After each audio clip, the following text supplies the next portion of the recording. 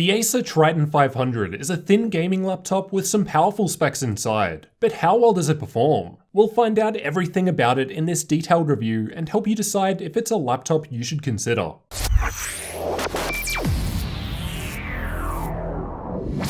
Starting with the specs, mine has the Intel i7-8750H CPU, Nvidia RTX 2060 graphics, and 16GB of memory and dual channel. For storage, there's a 512GB NVMe M.2 SSD and a 15.6-inch 1080p 144Hz 3ms screen. For network connectivity, it's got Gigabit Ethernet, 802.11 AC Wi-Fi, and Bluetooth 5. There are a few different configurations available though, including with 9th gen CPUs and up to RTX 2080 Max-Q graphics. You can find examples and updated prices linked in the description. The Triton 500 is mostly an all-metal build. It's matte black with blue accents around the logo on the lid and some of the keys on the keyboard, so it's a fairly clean design. All edges and corners were smooth, and it felt quite well built for a thinner machine. The weight is listed at 2 kilos on Acer's website, and I found mine to be a bit more than this, then over 2.7 kilos with the 180 watt power brick and cables for charging included. The dimensions of the laptop are 35.8 centimeters in width, 25.5 centimeters in depth, and around 1.8 centimeters thick, so on the smaller side for a 15-inch machine. This smaller footprint allows for thinner screen bezels, which I measured at around 8mm on the sides. The 15.6-inch 1080p 144Hz IPS screen has a matte finish, good viewing angles, though no G-Sync with the 2060 config. I believe you need to go for the 2070 Max-Q or above for G-Sync. I've measured the color gamut using the Spider 5 Pro, and my results returned 97% of sRGB, 68% of NTSC, and 74% of Adobe RGB. At 100% brightness in the center, I measured 336 nits with a 900:1 contrast ratio, so decent results for a gaming laptop. Backlight bleed wasn't too bad here, just some minor imperfections that I wasn't actually able to notice while viewing darker content, but this will vary between laptop and panel. In order to utilize the 3ms response time, you need to enable overdrive mode from within the Predator Sense software. I can't say I was personally able to notice the difference with it on or off, but I'm not particularly sensitive to that. There was some screen flex as it's on the thinner side, however as it's metal it felt sturdy and the hinges being out towards the far corners aids with stability. There was no problems opening it with one finger, demonstrating that weight is somewhat evenly distributed, and it sat fine on my lap. Despite the thinner screen bezels, Acer have still included the camera above the screen. It's about average for a 720p camera and the microphone sounds okay. Here's what typing sounds like, and when you press the turbo button to max the fan out, it takes a while to kick in. So you can hear the fan speed and it's quite loud for me, but you can also hear me pretty fine too, so it seems to be doing a good job of isolating my voice. The keyboard has 3-zone RGB backlighting which lights up even the secondary key functions. As the Predator Sense shortcut, WASD keys and arrow keys have blue accenting, they will stand out regardless of the color you configure. Brightness can be configured between 4 levels or turned off, either through the Predator Sense software or with the F7 or F8 shortcuts. The right shift key is smaller than usual and there's no numpad here. Overall, I liked typing on the keyboard. Here's how it sounds to give you an idea of what to expect. There's also a turbo button above the keyboard on the left, more on that soon. I didn't like that the power button was on the keyboard itself, just one mispress away from delete, however you could always set it to do nothing through the Windows power options. There was more flex while pushing down on the keyboard than expected considering the metal build, however this was never a problem during standard everyday use. The touchpad has precision drivers, was smooth to the touch, and worked well. I liked using it and also liked that they're making use of all available space with it.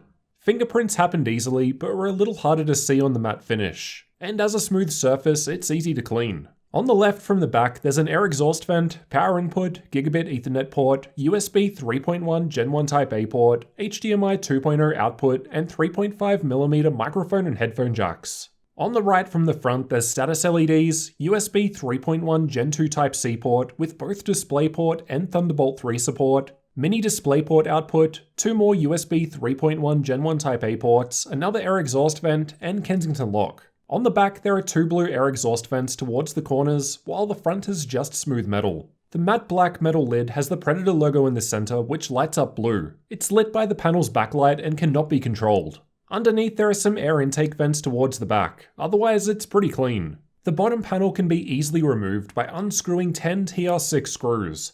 Once inside, we can see that the motherboard is upside down, so doing any sort of storage or memory upgrades are going to be annoying as you first need to unplug the motherboard to take it out. All we get access to here is the Wi-Fi card and battery. Underneath are 2 M.2 slots and 2 memory slots. The speakers are towards the bottom on the front left and right corners. I thought they sounded good, well at least above average for a laptop anyway. At about half volume there was some bass, but then they were more tinny at higher levels. Here's what we're looking at while playing music at maximum volume, and the latency mod results were looking pretty good. Like most Acer laptops, it makes this sound when you start it up. You can turn this off through the Predator Sense software or BIOS though. Powering the laptop is a 4-cell 84 watt-hour battery, and I've tested it with the screen brightness at 50%, background apps disabled, and keyboard lighting off. While watching YouTube videos, it lasted for 5 hours and 4 minutes, before getting to 5% left and going to sleep. It wouldn't let me start it back up. The screen just showed a low battery icon. I managed to trick it by sticking the power cable in for a few seconds and turning it back on, which then got me to 5 hours and 13 minutes of total life. It was using the Intel integrated graphics due to NVIDIA Optimus, but if you have a higher tier model with G-Sync, then expect lower battery outside of gaming with it enabled. While playing The Witcher 3 with medium settings and NVIDIA's battery boost set to 30 FPS, the battery lasted for 1 hour and 34 minutes in total, and it was able to sustain a solid 30 FPS the entire time, a good result. The 180 watt power brick that Acer include with the Triton 500 seems to be enough for these specs, as I wasn't experiencing battery drain. And I'll also note that turbo mode could not be used on battery power. Let's move on to the thermal testing. Just for a recap of the cooling design, air comes in through the bottom and is exhausted out of the back vents towards the left and right corners. There's also some ventilation holes above the keyboard. I wasn't able to get a quick look at the heat pipes, as the motherboard is upside down in this model, so that would require further disassembly to access. Though we can see we've got 3 fans. The Triton 500 uses Acer's Predator Sense software to control performance of the machine. We can control fan speed and swap between 3 overclocking profiles: normal, fast, and extreme. I'll be considering normal the stock setting. I didn't find fast to do anything, while extreme boosted the power limit of the CPU from 80 to 90 watts. Turbo mode or the extreme profile also boosted the CPU power limit from 33 watts at normal to 45 watts while under combined CPU and GPU load. The turbo button above the keyboard basically sets the fan speed to maximum and sets the overclocking profile to extreme. I didn't find turbo mode to perform any overclocking. However, by default, the GPU memory was always overclocked by 120 MHz. With the latest version 1.06 BIOS at the time of testing, I also found the CPU was undervolted by -0.1 volts.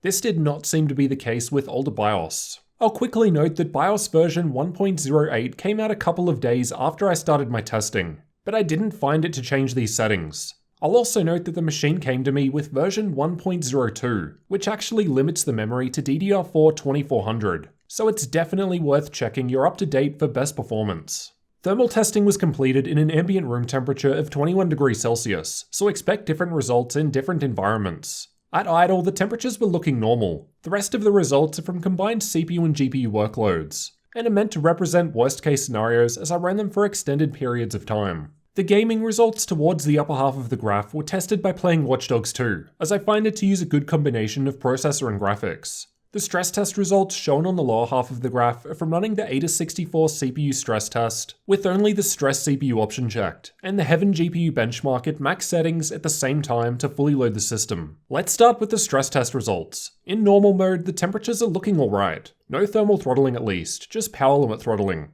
As turbo mode raises the CPU power limit, we're seeing a hotter CPU, though the GPU actually lowers slightly as a result of the higher fan speed introduced by this mode, despite the GPU also seeing a power limit boost. My additional undervolt on the CPU didn't change the temperature, but we'll see how this affected performance in the next graph. Keep in mind that with the latest BIOS, at the time of testing, the CPU was already undervolted by -0.1 volts, so I'm not actually changing it by too much more here. By adding the cooling pad, the CPU temperature dropped by 7 degrees while the GPU dropped by 4. The gaming results didn't see much differences. Basically, the temperature of the CPU drops down as we make these same changes, with not too much difference to the GPU temperature in this particular game. These are the average clock speeds for the same tests just shown. We can see an improvement to average clock speed of both the CPU and GPU with turbo mode enabled while under stress test due to the power limit increase. Despite this, we're still power limit throttling. While undervolting the CPU did improve the performance further, Power limit throttling is still preventing us hitting the full 3.9 GHz all-core turbo boost speed of the i7-8750H in this worst-case workload. The cooling pad changes nothing, as thermals are not the limitation here. With the gaming tests, the change to turbo mode boosts the GPU clock speed, as the limitation there was also the power limit, while the CPU undervolt again boosts the clock speed. These are the average TDP values reported by Hardware Info during these same tests. We can see at normal mode we've got the lowest numbers, as turbo mode increases the limits. In the game test, this didn't really seem to matter for CPU performance. These are the average CPU clock speeds while under a CPU-only workload. With Acer64 and just the stress CPU option checked, I could only hit the full 3.9 GHz all-core turbo boost speed of the 8750H once the power limit was manually raised. This is because of the power limits. In a CPU-only stress test, I found both the normal and turbo mode would cap out at 45 watts. Pretty standard, but by raising the power limit, this workload needed around 51 watts to achieve full performance. It's worth noting I couldn't raise the power limit with Intel XTU for combined CPU and GPU loads that we saw before, only for CPU-only load. Raising the power limit does result in increased temperatures, as more power equals more heat, though these were also lowered in turbo mode due to the increased fan speed, and the additional undervolting at the bottom helped improve this further. To demonstrate how this translates into performance, I've got some Cinebench CPU benchmarks. The results with turbo mode, which again is undervolted by default, and with my extra undervolt are honestly quite low, again due to the power limitations. As boosting the power limit did affect CPU-only performance, this was the best way to further increase performance. As for the external temperatures where you'll actually be putting your hands, at idle it was around the normal 30 degrees Celsius. While under combined CPU and GPU stress test in normal mode, it gets to the mid-40s at the hottest points. Then while gaming with turbo mode enabled, it's perhaps just a little warmer in the center and towards the back. The keys were warm to the touch, but I didn't think they were hot. As for the fan noise produced by the laptop, I'll let you have a listen to some of these tests.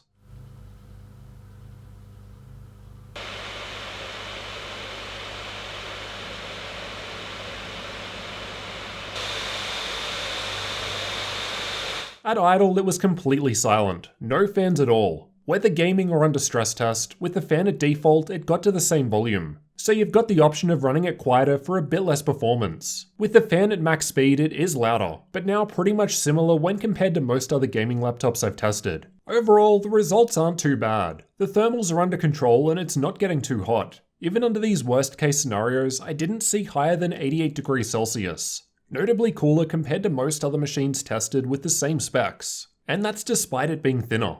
This seems to be due to the power limits in place on the CPU though, and while this does prevent higher clock speeds, the clock speeds that we are getting in these tests aren't bad at all. Just a couple hundred megahertz behind the max possible boost clock, at least in these specific workloads that I always test. There are plenty of people who prefer this sort of limitation over a hotter machine, so I think it's a fair compromise. Many 2060 laptops don't have the option of boosting the power limit from 80 watts either, so this was a nice addition, which as we'll see does directly result in better game performance. If you're on an older BIOS, you'll definitely want to consider upgrading for the default undervolt on the CPU. Without this, I'd expect worse performance due to those power limitations. Next, let's take a look at some gaming benchmarks. I've tested these games with turbo mode enabled, so with all of these changes in place. Battlefield 5 was tested in campaign mode, and I've got the results with RTX off in purple and RTX on in green. It was mostly playable with RTX on at high settings, but generally in a game like this, you'll want to preference higher frame rates. Personally, instead of RTX, I'd rather use ultra settings with RTX off, which in my opinion looks better than RTX on at lower settings while still giving decent FPS. Apex Legends was tested with either all settings at maximum or all settings at the lowest possible values, as it doesn't have predefined setting presets. It was playing fine even with all settings at maximum, but it was possible to boost average FPS by 36% at minimum settings. The Division 2 was tested with the built-in benchmark. From what I've seen so far, ultra settings always seems to have much lower 1% low results compared to average FPS. Just for a quick comparison, the Lenovo Y540 with 1660 Ti saw a similar 1% low. However, the Triton 500 with 2060 reached 13% higher average FPS. Shadow of the Tomb Raider was tested with the built-in benchmark, and the results here are again decent at higher settings, but we'll see how this game compares with other machines soon. Far Cry New Dawn was tested with the built-in benchmark. This game seems to be fairly CPU heavy, so the results aren't really too different when compared to other machines with lower or higher tier graphics. Fortnite was tested with the replay feature, and at max settings it was running very well, only just below 100 FPS for the 1% low at maximum epic settings, with even higher possible at lower settings if needed. Overwatch is another well-optimized game and was tested in the practice range. Again, great performance. Only just below the 300 FPS frame cap at low, while epic settings was still very smooth with over 100 FPS for the 1% low. CSGO was tested using the Euletical FPS benchmark, and as is pretty much always the case, high FPS from this test. And in line with most other laptops I've tested. Given it depends more on the CPU, and most machines I've tested have the same CPU, that's expected. Rainbow Six Siege was tested with the built-in benchmark. Even with maximum ultra settings, we're getting well above 100 FPS for the 1% low on a 100% render scale. So great performance once more. Assassin's Creed Odyssey was tested with the built-in benchmark, and seems to be a CPU-heavy test. At ultra settings, the 1% low wasn't too different compared to the thermally throttled Dell G5 I've tested with in the past with the same 2060 graphics, though averages were higher. Performance at lower settings was below the Asus Scar 2 with 2060 I recently tested too. Dota 2 was tested playing in the middle lane with an average amount of action going on, and the results were quite good here, noticeably above other 2060 machines I've tested, both in terms of 1% low and average FPS by a fair amount. I suspect this is due to the CPU undervolt though. This game doesn't really care about high-end graphics. Watch Dogs 2 uses a lot of resources, however 60 FPS averages at ultra settings is quite a good result, considering I can play it just fine with a consistent 30 FPS. So no noticeable issues for me while playing even at max settings. The Witcher 3 was playing fine with ultra settings. While the 1% low is a fair bit behind the average, it's not that bad. And again, still a fair bit better compared to other 2060 laptops tested, with much higher possible at lower settings. If you're after more gaming benchmarks, check the card in the top right corner where I've tested 20 games on the Triton 500. Let's also take a look at how this config of the Acer Triton 500 compares with other laptops to see how it stacks up. Use these results as a rough guide only as they were tested at different times with different drivers. In Battlefield 5, I've got the Triton 500 highlighted in red near similarly spec'd machines. In this game, it's easily outperforming the other two RTX 2060 machines that I've got here. The Dell G5, which is lower due to thermal throttling, and Asus Scar 2. The 1% low result is significantly higher, most likely due to the default CPU undervolt that's in place on the Triton 500 with latest BIOS. These are the results from Far Cry 5 with ultra settings in the built-in benchmark. There's less of a difference now, as this seems to be more of a CPU-driven test.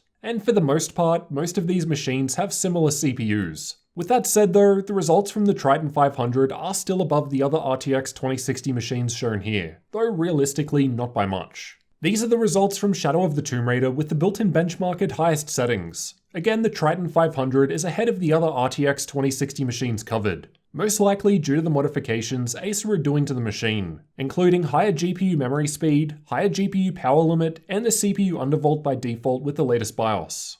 Overall, the Acer Triton 500 is performing quite well considering the specs that it's got. As we've seen, it's often outperforming other machines tested with similar hardware inside. In most cases, you could of course further improve those other machines by manually making similar changes yourself. But it's nice to see Acer doing these performance improvements by default, which will greatly benefit those just buying a laptop and using it with out-of-the-box settings. Believe it or not, the majority of users don't tweak their machines. It's worth noting that the Helios 300 with 1660 Ti was beating this config of the Triton 500.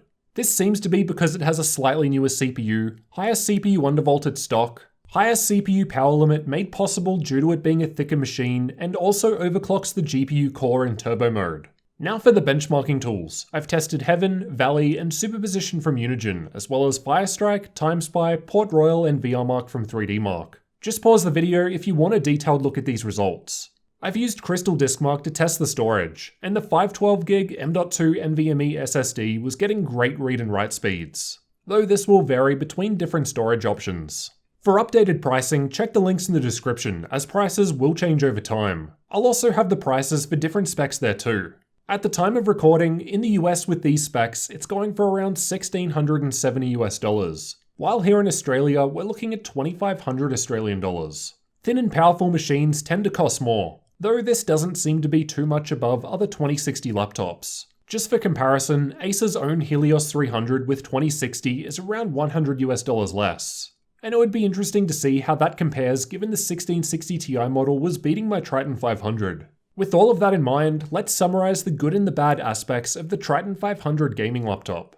I personally like the overall look of the machine. Maybe I just prefer the blue accents over the overdone gaming red. Despite these, it was fairly clean and the all-metal build felt nice, though not quite as premium as say the more expensive Razer Blade. It was performing quite well in games, beating other RTX 2060 laptops that I've tested due to all the modifications that Acer have put in place with the newer BIOS versions, including undervolting the CPU by default. Despite being a thinner machine on the lighter side, I never saw the temperatures pass 88 degrees Celsius, even under extended and worst case stress testing. This does come at the cost of power limit throttling, as there are power limits in place preventing it getting too hot. It's a trade-off. Turbo mode does still boost the power limit of the RTX 2060 from 80 to 90 watts though, something many other 2060 machines don't do. And I believe it's this combined with the undervolt that gives us the above average performance for this level of hardware. If you've got a higher tier model with G-Sync, then you should expect higher performance too, as disabling the Intel graphics removes a potential bottleneck. Otherwise, the Triton 500 had decent battery life for its size, and a fairly nice looking 144Hz screen with 3 millisecond response time. While I like what it's offering, it's also hard to recommend over Acer's own Helios 300 at the same time. That thing is just great value. As we saw before, even the $1,200 Helios 300 with 1660 Ti was outperforming this config of the Triton 500. Due to the newest CPU, extra CPU undervolt, higher CPU power limit, and GPU overclock. However, you could of course manually apply many of these tweaks to the Triton 500 yourself too. The main benefits of the Triton 500 are that you're getting a thinner machine with the option of going up to 2080 Max-Q graphics with G-Sync for even better performance, as well as Thunderbolt 3. Let me know what you thought about Acer's Triton 500 gaming laptop down in the comments. And if you're new to the channel, consider getting subscribed for future laptop reviews and tech videos like this one.